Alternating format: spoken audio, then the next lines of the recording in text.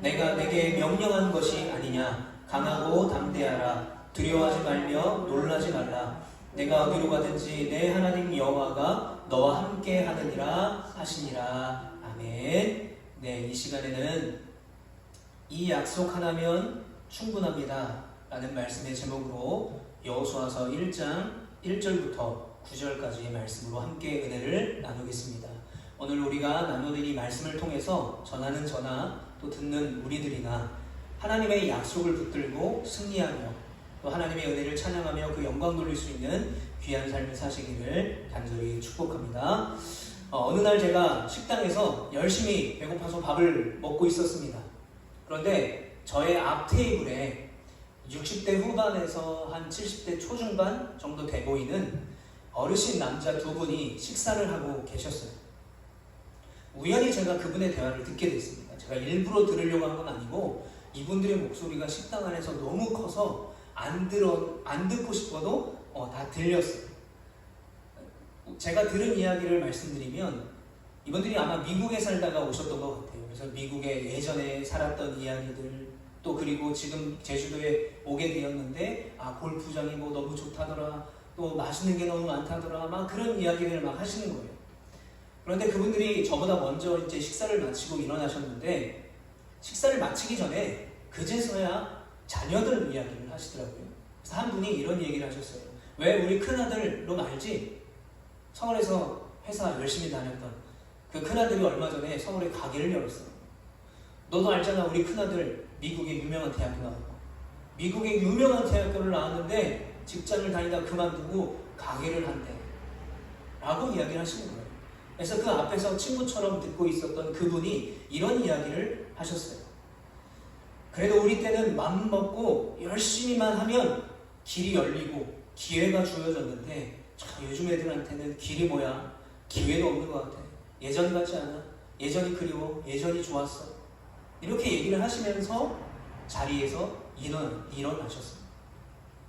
여러분 그렇습니다. 예전에는요 열심히 일하며 작지만 월급으로 자식들을 공부시키고 가정을 일구어서 살 수가 있었습니다.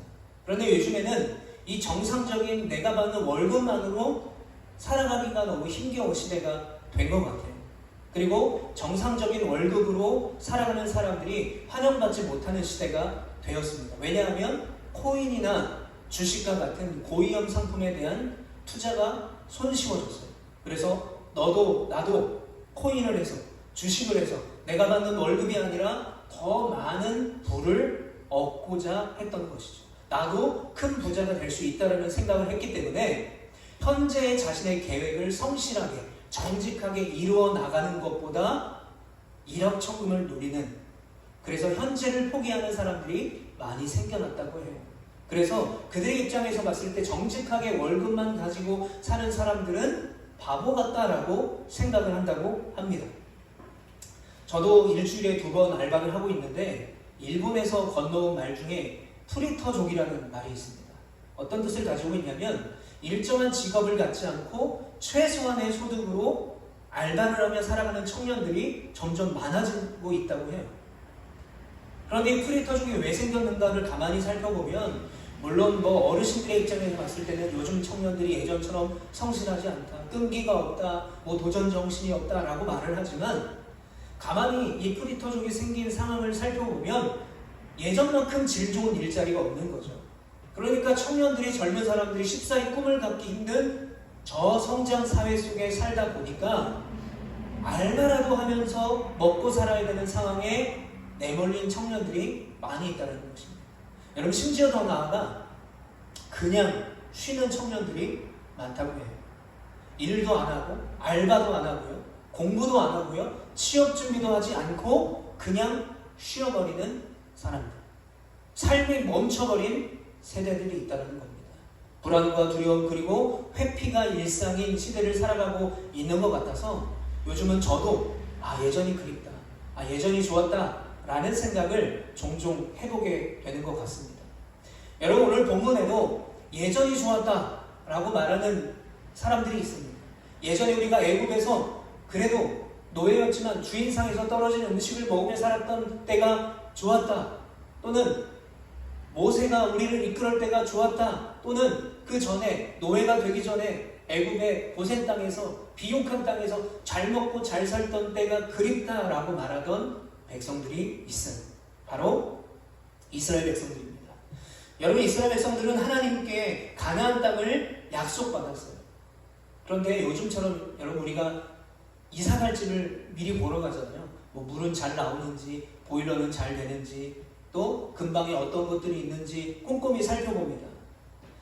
그렇게 가나안 땅을 이스라엘 백성들이 미리 다 확인하면 얼마나 좋겠습니까? 그러나 이스라엘 백성들은 가나안 땅을 약속받았지만 약속의 땅을 보지 못했어요. 가보지도 못했습니다.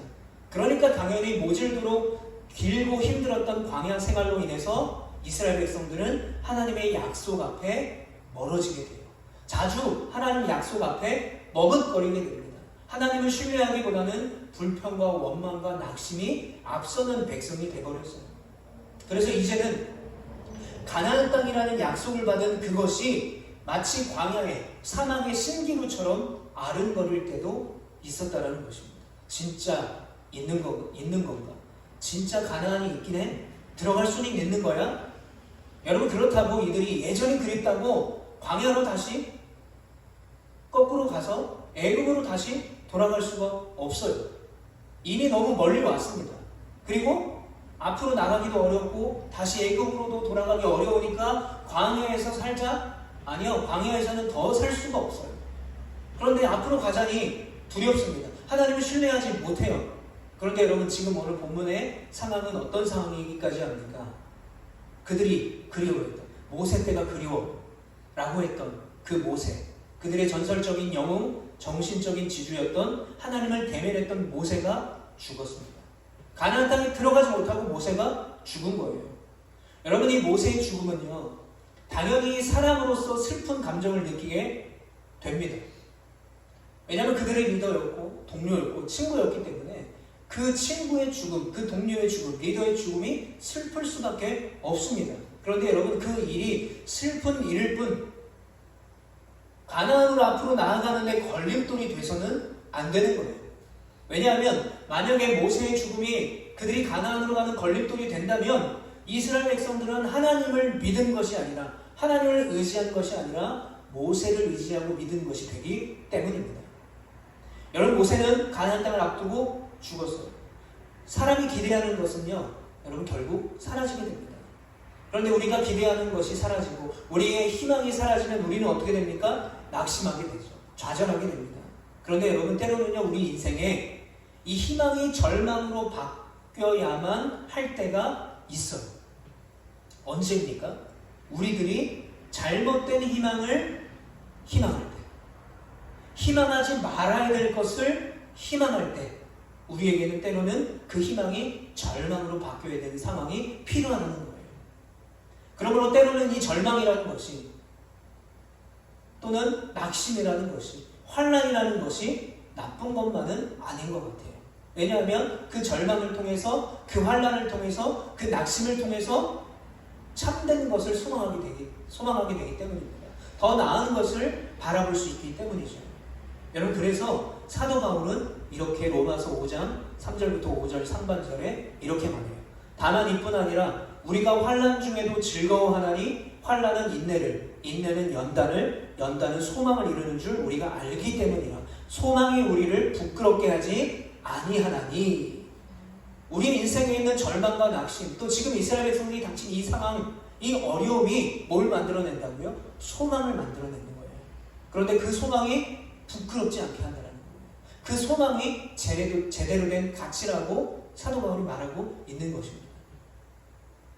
그래서 오늘 우리가 읽은 이 여호수아 1장은 기로에 서 있는 여호수아와 이스라엘 백성들에게 주어진 하나님의 놀라운 능력의 말씀인 거예요. 자, 그 하나님의 놀라운 말씀이 어떤 말씀인가? 우리 1절 말씀 같이 한번 읽어보겠습니다. 시작.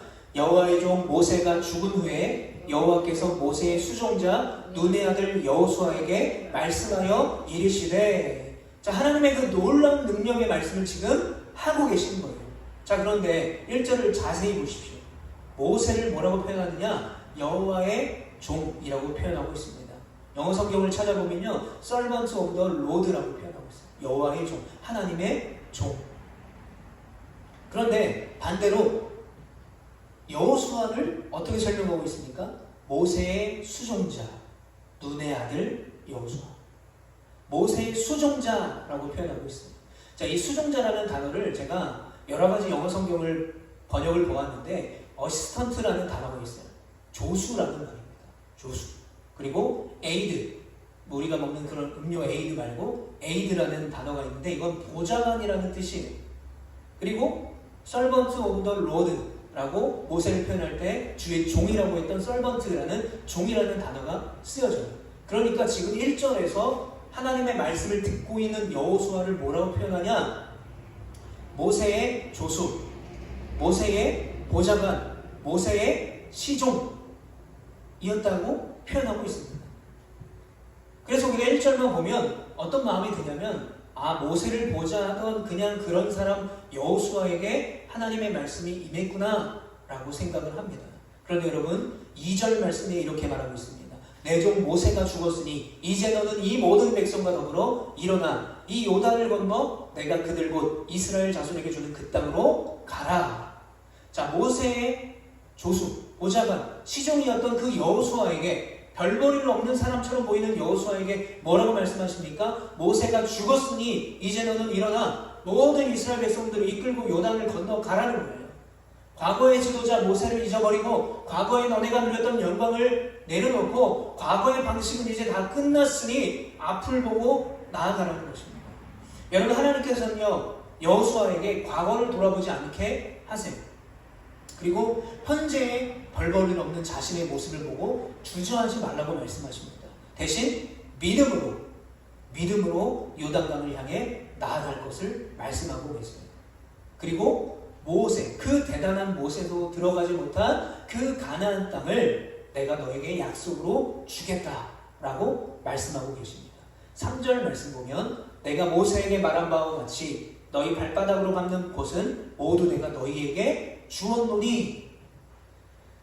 내가 모세에게 말한 바와 같이 이미 모세에게 말씀하셨다는 거예요. 뭘 말씀하셨어요? 너희들이 발바닥으로 밟는 그 모든 것을 내가 주겠다. 하나님께서는 그 약속하신 대로 이스라엘 백성들에게 그 땅을 다 주었습니다. 그러니까 그 언약을 신실하게 행하신 하나님께서 여호수아에게도 그 언약을 행하시겠다는 거예요. 그런데 여러분, 이 모세에게 하셨던 약속, 그리고 지금 이 여호수아에게도 하는 이 약속이요, 예전 아주 오래전에 그 누군가에게도 동일한 약속의 말씀이 주어졌어요. 그게 누구냐면 바로 믿음의 조상 아브라함이었습니다. 아브라함은 하나님의 약속을 받았어요. 내가 너가 어디로 가든지 지킬 것이고 너의 백성이 하늘의 별과 같이 바다의 모래알같이 번성케 축복할 것이다. 너는 존귀한 자다. 그런데 여러분, 아브라함은 그 언약을 받았지만 아브라함은 죽었어요. 모세도 하나님의 언약을 받았으나 모세도 역시 죽었습니다. 그러나 변함없는 것은 뭡니까? 하나님의 약속, 하나님의 언약은 죽지 않고 살아있다는 거예요. 이 말씀이 어떤 의미를 가지고 있습니까? 지금 우리가 듣는 이 말씀, 우리가 함께 보는 이 말씀이 아브라함에게만, 모세에게만, 그리고 여호수아에게만 임하는 말씀이 아니라 지금도 여전히 살아있는 능력의 말씀이기 때문에 지금 우리에게도 동일하게 적용된다는 사실이에요. 여러분, 그래서 그 말씀을 붙들고 나아갈 수 있기를 축복합니다. 여러분, 그런데요, 하나님께서 약속을 하셨고 언약을 하셨지만 이 약속의 특징은 그냥 앉아만 있는다고 당연히 주어지는 것이 아니었습니다. 하나님이 언약을 주셨지만 언약을 받은 사람들에게는 믿음의 행동이 필요했습니다. 여러분, 아브라함은 본토 친척 아버지의 집을 이유 없이 떠나야 됐어요. 그냥 떠나야 됐어요. 하나님이 말씀하신 땅으로 가야 했어요. 그리고 아들 이삭, 100세 때 얻은 그 귀한 아들 이삭을 제물로 바쳐야만 했습니다. 여러분, 모세 역시 하나님의 부르심에 순종해서 한낱 목동이었고 양치기였던 그가 대국인 애굽의 왕 바로 앞에 나아가서 이스라엘 백성들을 보내라고 말해야만 했었던 것입니다. 이렇게 모세에게도 아브라함에게도 믿음의 행동이 필요했고 믿음의 행동을 통해 언약이 이루어졌어요. 그러므로 여호수아에게도 믿음의 행동이 필요했습니다. 그래서 하나님께서는 그 믿음의 행동을 요구하실 때 여호수아에게 이렇게 말씀하셨어요. 이 5절 말씀 같이 읽어보겠습니다. 시작. 내 평생에 너를 능히 대적할 자가 없으리니 모세와 함께 있었던 것 같이 너와 함께 있을 것이니라. 내가 너를 떠나지 아니하며 버리지 아니하리니. 아멘. 여러분, 여호수아에게는 이런 마음이 있었습니다. 내가 모세처럼 잘할 수 있을까? 하나님의 약속이 정말 진짜 이루어질 수 있을까? 그런 두려움과 부담감이 있었어요. 그래서 그런 두려움과 부담감 때문에 아마도 도망치고 싶었을 것입니다. 이스라엘 백성들을 이끌고 나아가기가 너무 부담스러웠을 거예요. 그런데 하나님이 뭐라고 말씀하십니까? 너를 능히 대적할 자가 없다. 그리고 네가 잘할 수 있을까? 모세처럼 잘할 수 있을까라고 생각하는 그 모세와 내가 함께 있었던 것처럼 너와도 내가 함께 있을 것이다.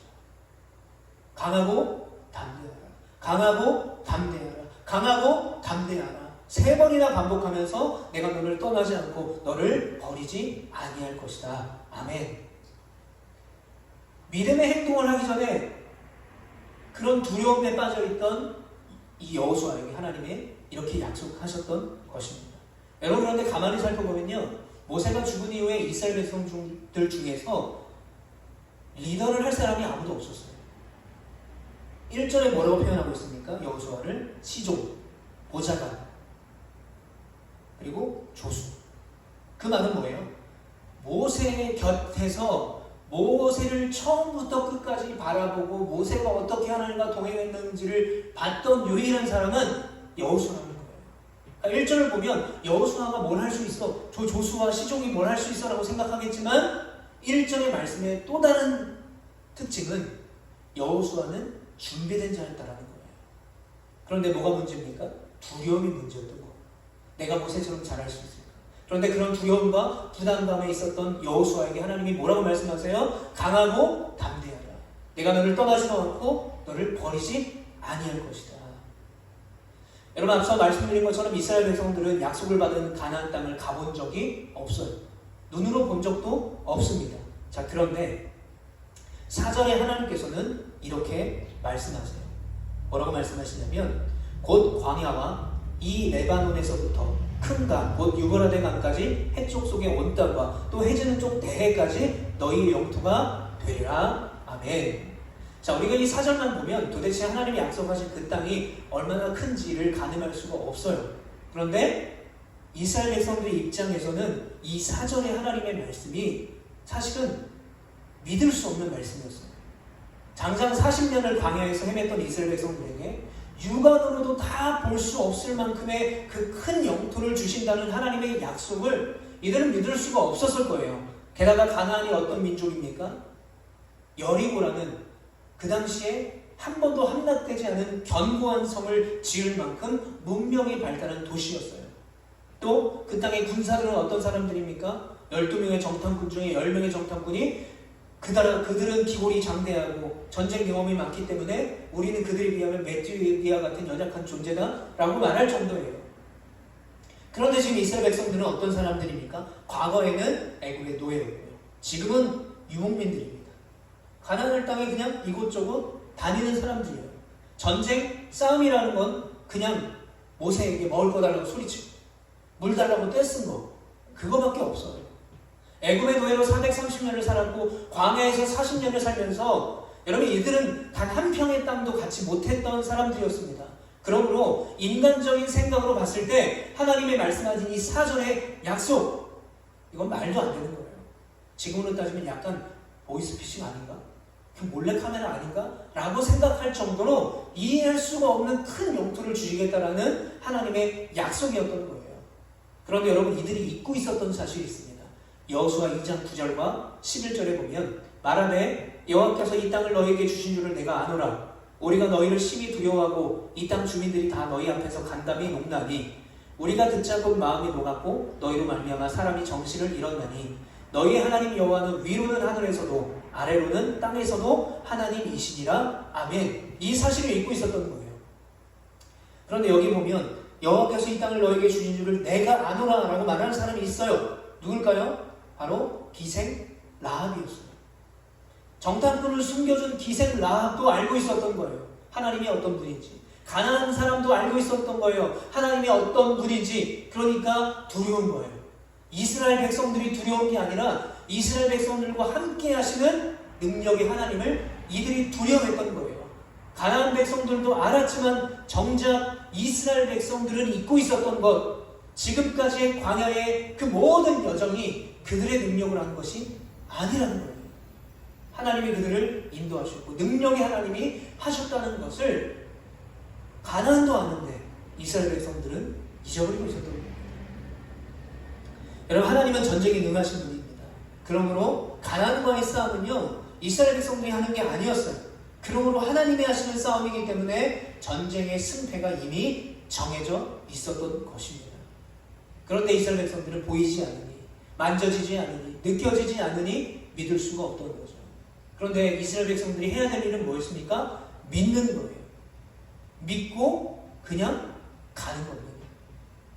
여러분, 하나님께서는요, 아무것도 보이지 않고 보장받지도 못했던 아브라함에게 믿음으로 아비집을 떠나게 하셨어요. 그러나 그냥 떠나게 하지 않고 뭘 약속하셨어요? 내가 너와 함께 할 거다. 내가 너를 지킬 것이다. 80세의 양을 치던 그 노인 모세를 세상에 주신 애굽의 바로 앞에 믿음으로 보내실 때도 내가 너와 함께 할 것이다. 모세야, 내가 너를 지킬 것이다 라고 약속하셨어요. 여러분, 그 약속을 믿고 갔기 때문에 이들에게 하나님이 말씀하신 언약을 이루어낼 수 있었던 것입니다. 오늘 본문의 이스라엘 백성들도 마찬가지고요. 여호수아도 마찬가지입니다. 강하고 담대하라, 내가 너를 지킬 것이다. 이 약속을 붙들고 나가면 되는 거예요. 그럼 그 믿음의 언약이 가나안을 가서도 그 안에서도 여호수아를 통해서 이스라엘 백성을 통해서 이루어지는 것이죠. 그런데 여러분, 여기 아주 중요한 것이 있습니다. 그 약속이 어디 있냐는 거예요. 그 하나님의 말씀이 어디 있냐는 것입니다. 약속이 어디 있는지 모르고 하나님의 말씀이 어디 있는지도 모르고 그냥 말씀하셨으니까 가야지 하면 안 돼요. 자, 그 말씀이 어디 있는가? 우리 8절 말씀 같이 한번 읽어봅니다. 시작. 이 율법책을 내 입에서 떠나지 말게 하며 주야로 그것을 묵상하여 그 안에 기록된 대로 다 지켜 행하라. 그리하면 내 길이 평탄하게 될 것이며 내가 형통하리라. 아멘. 자, 이제 여호수아도 이스라엘 백성들도 믿음으로 약속을 믿고 가면 됩니다. 그런데 그 약속이 어디에 있는가? 율법책에 있다는 거예요. 여기서 이 율법책을 내 입에서 떠나지 말게 하며 주야로 그것을 묵상할 때 약속을 붙들고 믿음으로 나아갈 수가 있다는 거예요. 여러분, 여기서 묵상하다라는 말을 히브리어로 하면 하가라는 말을 쓰고 있어요. 이 하가라는 뜻은 중얼거리며 되뇌이다 또는 내면화하다라는 뜻이, 흔히 우리가 예를 들어 어떤 시험을 볼 때 긴장되고 떨릴 때 나는 할 수 있다, 나는 주님의 은혜로 할 수 있다, 주님의 능력을 할 수 있다 라고 고백하는 것처럼 하나님의 말씀을 자꾸 기억하고 중얼거리고 되뇌이며 그 말씀이 삶이 되게끔 하라는 거예요. 그러니까 그냥 가라가 아니라 말씀을 붙들고 말씀으로 가라는 거예요. 그래서 묵상을 하는 것입니다. 그런데 왜 입으로 되뇌이라고 하시는지 아십니까? 여러분, 이스라엘 백성들이 홍해를 건넌 다음에 믿을 수 없는 그 하나님의 능력을 찬양했고 하나님께 영광을 돌렸어요. 그러나 얼마 가지 않아서 그 찬양하는 그들의 입술에서 하나님께 영광을 돌리던 그들에게서 불평과 원망이 쏟아지기 시작해요. 그러므로 좌로나 우로나 치우치지 않기 위해서, 하나님이 하실 일을 기대하기 위해서는 그들에게 뭐가 필요했냐? 기준이 필요했어요. 우리가 얼마 전에도 말씀을 나눴을 때 기준이 하나님의 말씀이라고 말씀을 나눴습니다. 그 기준, 이스라엘 백성들이 약속을 붙들고 약속의 땅으로 갈 수 있는 기준, 바로 하나님의 말씀이었어요. 그런데 여러분, 우리는 본능적으로 힘들고 어려우면 자꾸 편한 길을 찾게 돼요. 사람의 본능이죠. 하나님의 말씀을 따라 사는 것이 쉽습니까? 어렵습니까? 어려워요. 그리스도를 산다는 것은 정말 쉬운 일이 아닙니다. 그러다 보니까 쉬운 일이 아니고 어려우니까 때로는 너무 쉽게 그 길을 포기할 때가 있다는 거예요. 그런데 여러분, 우리가 하나님의 언약의 말씀을 붙들고 하나님께서 나를 지키시고 인도하실 것을 믿는 믿음으로 약속을 붙들면 하나님이 우리를 지키신다는 거예요. 포기하지 않도록 우리를 일으켜 세워주시고, 내가 할 수 있을까라는 나 스스로도 의심되는 그 상황 속에서 하나님은 내가 너를 지키겠다라고 약속하세요. 강하고 담대하라 라고 말씀하십니다. 여러분, 이런 말이 있습니다. 낙타는 태양을 두려워하지 않는다. 여러분, 낙타니까, 중동에 사니까 얘네들은 뜨거운 것도 잘 견디겠지, 그래서 괜찮은 거겠지 라고 혹시 생각하십니까? 그런데 그런 생각은 마치 이런 것 같아요. 어머니는 짜장면이 싫다고 하셨어요. 어머니는 원래 삼겹살보다 고기보다 버섯을 더 좋아해. 근데 아니죠. 물론 어머니 중에도 뭐 짜장면을 싫어하고 버섯을 삼겹살보다 더 좋아하시는 분이 계시겠지만, 엄마도 짜장면을 좋아하시고 버섯보다 삼겹살을 더 좋아하신다는 거예요. 근데 살다 보니, 자식들에게 양보하다 보니, 짜장면을 양보하다 보니, 고기를 양보하다 보니 아들, 자식들 눈에는 그렇게 보이는 거죠. 마찬가지입니다. 낙타가 중동에 사니까, 사막에 사니까 태양을 두려워하지 않겠지라고 우리가 생각할 수 있다는 거예요. 그런데 여러분, 낙타가 원래 어디 살았는지 아십니까? 낙타는요, 푸른 목초지가 많은 아메리카 대륙에 원래 서식했다고 합니다. 그런데 낙타의 특징이 있죠. 빠르지도 않고 날카로운 이빨도 없고 발톱도 없고, 그러니까 포식자로부터 살아남기가 쉽지 않았던 거예요. 그래서 빙하기가 시작할 때 아프리카로 이 낙타들이 건너가기 시작한 거예요. 그래서 뜨거운 사막에서 정착을 하게 되었다. 왜 정착을 했을까요? 거기에는 더워요. 사막은 더워요. 물도 없어요. 그러나 그 덕분에 낙타를 위협할 만한 동물도 없었다는 거예요. 그래서 낙타는 그렇게 뜨거운 태양과 황량한 모래바람을 참아가면서 그 사막에 적응한 동물이 된 것이죠. 그런데 그런 낙타에게 특이한 습성이 있는데, 태양이 강할 때 오히려 태양을 마주보고 바라본다는 거예요. 왜요? 그동안 적응이 됐으니까? 뭐 그럴 수도 있죠. 그런데 여러분, 낙타가 태양을 마주보는 이유는요, 낙타도 태양을 마주보는 것이 얼굴이 뜨겁고 힘들어요. 그런데 태양을 마주보면 몸통 쪽에 그늘이 생긴대요. 그래서 그 그늘이 생기면서, 중동 지역은 이제 습기가 없으니까 그늘만 생겨도 시원하다고 해요. 그늘이 생겨서 체온이 덜 오르고 수분이 덜 날아간대요. 그래서 본능적으로 낙타는 먼 길을 죽지 않고 가기 위해서 태양을 마주보고 간다는 거예요. 왜요? 그게 더 멀리 갈 수 있고 더 오래 버틸 수 있는 생존의 지혜라는 것을 낙타가 체득한 것이죠. 여러분, 우리의 신앙생활도 마찬가지입니다.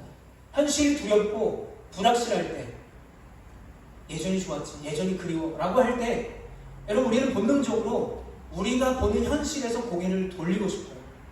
말씀보다 눈앞의 현실을 바라보게 되고요, 약속보다 불안을 바라보게 되고, 하나님보다 내 감정에 충실하게 됩니다. 그런데 하나님께서 오늘 여호수아에게 뭐라고 말씀하세요? 강하고 담대하라.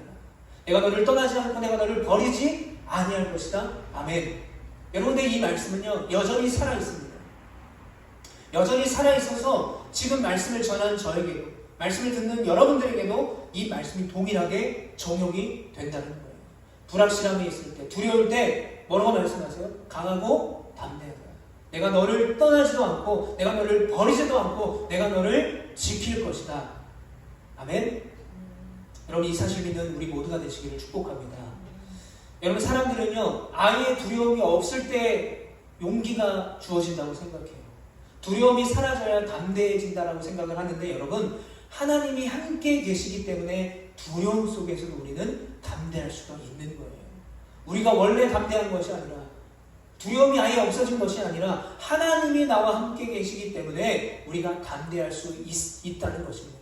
여러분, 낙타가 뜨거움을 감수하며 태양을 마주보듯이 여호수아가 눈앞에 요단강과 가나안 성읍을 보면서 할 수 없다라고 여겨졌던 그 마음이 이제 하나님의 약속을 붙들었던 것처럼, 지금 이 말씀을 듣는 우리 역시 말씀을 향해, 그 하나님의 약속을 향해 하나님을 바라보는 우리 모두가 되시기를 축복합니다. 그리고 말씀을 되뇌이며 묵상하며 내 마음을 말씀으로 다스리는 것이 광야 같은, 사막과 같은 이 시대를 살아가는 우리의 지혜인 줄 믿습니다. 이제 말씀을 정리합니다. 여러분, 믿음의 성도는 과거로 돌아가는 존재가 아니라 약속을 향해 나아가는 존재입니다. 광야에서 예전이 그리워도 애국으로 돌아갈 수 없는 이유가 무엇입니까? 하나님께서 이스라엘 백성들을 애국으로 부르신 게 아니기 때문에 그래요. 하나님께서 이스라엘 백성들을 힘들고 어렵지만 앞으로 가나안 땅을 향해 부르시기 때문입니다. 그러면 여러분, 뜨거움을 피하기 위해서 고개를 돌리지 마시길 바랍니다. 대신에 눈을 들어 하나님을 바라보십시오. 불안 대신에 약속을 바라보시고, 현실 대신에 나에게 주어진 은혜, 내가 누렸던 그 은혜를 바라보시기를 축복합니다. 그때 하나님께서 우리에게 다시 말씀하시는 거예요. 내가 너와 함께하리라. 내가 너를 절대 떠나지 않을 것이다. 내가 너를 인도할 것이다. 아멘. 사랑하는 성도 여러분, 그러므로 그 약속 하나면 충분한 줄 믿습니다. 여러분, 그 약속 하나면 광야를 지나갈 수 있습니다. 그 약속 하나면 요단도 건너갈 수가 있고요. 그 약속 하나면 가나안도 들어갈 수가 있는 거예요. 그리고 그 약속 하나면 기골이 장대하고 전쟁에 능한 가나안 족속과의 싸움에서도 승리할 수가 있는 것입니다. 왜 그럴까요? 그 약속을 신실하게 지키시는 하나님께서 그대로 이루어 주실 것이기 때문입니다. 여러분, 그러므로 이 약속 하나면 충분합니다. 내 능력이 아니에요. 내 상황이 아닙니다. 내 현실이 아닙니다. 전쟁에 능하신 그 하나님께서 하실 것을 기대하시길 바라요. 그래서 끝까지 신실하신 하나님과 함께 내 인생의 내 인생의 불안과 두려움의 광야를 넘어서 또 절망과 낙심의 요단을 건너서 약속의 땅으로 마침내 들어가 승리할 수 있는 저와 여러분들의 삶이 되시기를 예수 그리스도의 이름으로 간절히 축복합니다. 아멘. 우리 시간에 들은 말씀을 기억하면서 함께 찬양하며 나아가기 원합니다. 주님이여 이 손을 꼭 잡고 하소서. 우리 들은 말씀을 기억하면서 함께 찬양하며 나아가겠습니다. 주님, 나의 손을 붙들어 주시고 어떠한 연약함 속에서도 주님 우리를 인도하여 주시옵소서. 들은 말씀을 기억하면서 함께 찬양합니다. 주님이여 이 손을, 주님이여 이 손을 꼭 잡고 가소서. 약하고 피곤한 이 몸을 고프는 흑암속 해치사 빛으로 손잡고 날 인도하소서. 인생이 힘들고 고난이 겹칠 때, 인생이 힘들고 고난이 주여 우리를 도와주소서. 주님이여 날 도와주소서.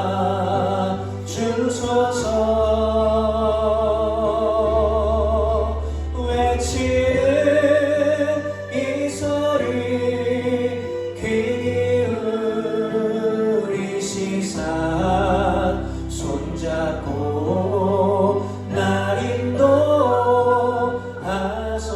마지막으로 호흡합니다. 폭풍 흑암속, 폭풍